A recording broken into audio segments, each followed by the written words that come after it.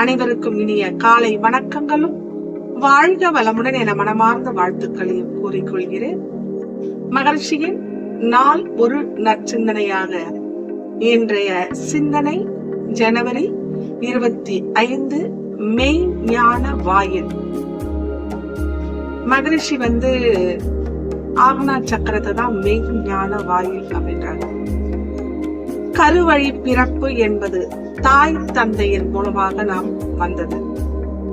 குரு வழி பிறப்பு என்பது எப்போ ஆசான் நம்முடைய குருபிரான் அருளால் உயிர்கலப்பு ஏற்பட்டு முதல் மையமாக மூலாதாரத்தில் இருக்கும் உயிர் சக்தியை 6வது மையமாக ஆகினைக்கு எடுத்து வருவதுதான் மெய் ஞான வாயில் அப்படின்னு சொல்லுவோம். ஒரு கோயிலுக்கு போனோம்னா நம்ம வாயில் அப்படின்னு சொல்றோம், ஒரு வீட்டுக்கும் வாயில் அப்படின்னு சொல்றோம். அப்படின்றப்போ ஒரு ஆன்மீகத்தை பற்றியும் இறைவனை பற்றியும் அறிவதற்கு இது நமக்கு உதவியாக இருக்கும். நம்ம சொல்லுவாங்களா, திருவாரூர் சென்றால் முக்தி, ஆரூருக்கு சென்றால் முக்தி அப்படின்னு சொல்லுவாங்க. திருவாரூர்ல பிறந்தாலே முக்தி இல்ல, அந்த ஊருக்கு நம்ம போயிட்டு ஒரு வாட்டி தரிசனம் பண்ணிட்டு வந்தாவே முக்தி அப்படின்வாங்க. எப்படி என்றால் 6வது மையமான 6+ ஊர், அதுதான் 6வது மையமான ஆகினை.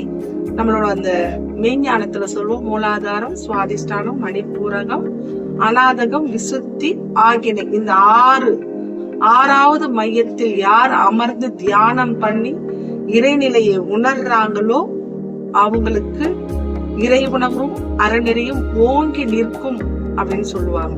அதற்குதான் இந்த தவம் ஆக்கினை.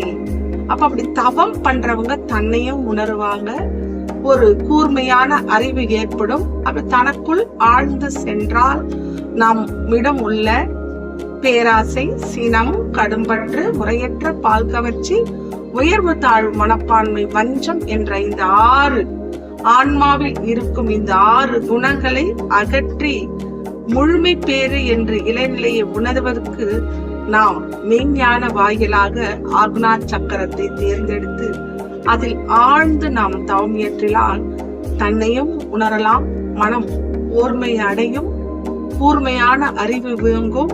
அதான் சொல்ற மகரிஷி, ஓர்மை, கூர்மை, சீர்மை, நேர்மை என்ற அந்த ஒரு 6வது அறிவு நமக்கு கிடைக்கும். இதுதான் மகரிஷி நமக்கு புருவத்திடை உந்தன் கூவுரலால் தொட்டு எந்தன் உயிர் உணர்த்தி அப்படின்ற குரு வணக்க பாடல்ல சொல்லியிருப்பாருங்க. நெற்றியிலே உச்சியிலே ஞாபகமாய் இரு, உற்று உற்று பார்த்திடு உன்னை, பின்பு உலகை கற்றபடி நடந்திடு கருத்து விழிப்புடன் அப்படின்னு சொல்லிட்டு அவரோட கவியில சொல்லியிருப்பாங்க. இது எல்லாமே ஆன்மா தன்னை உணர்ந்து கொண்டு இந்த வாழ்க்கை, உலக வாழ்க்கை அனைத்துமே பாத்தீங்கன்னா இன்பமயமாக தான் இருக்குது. ஆனா நம்ம மக்கள் துன்பத்தில் ஏன் உழல்கிறார்கள் என்றால் அதை உணராமல் வெளியில தேடுறதுனால மட்டும்தான் நம்ம அந்த வாழ்க்கையை சரியாக கணிக்க முடியல. மகர்ஷியோட பயிற்சிகளை சொல்லுவாங்க, அந்த மெய்ஞானத்தை உணர்ந்தால் நாம் அனைத்தையும் உணரலாம் என்று கூறி இன்றைய சிந்தனையை நிறைவு செய்து கொள்கிறேன். வாழ்க வளமுடன்.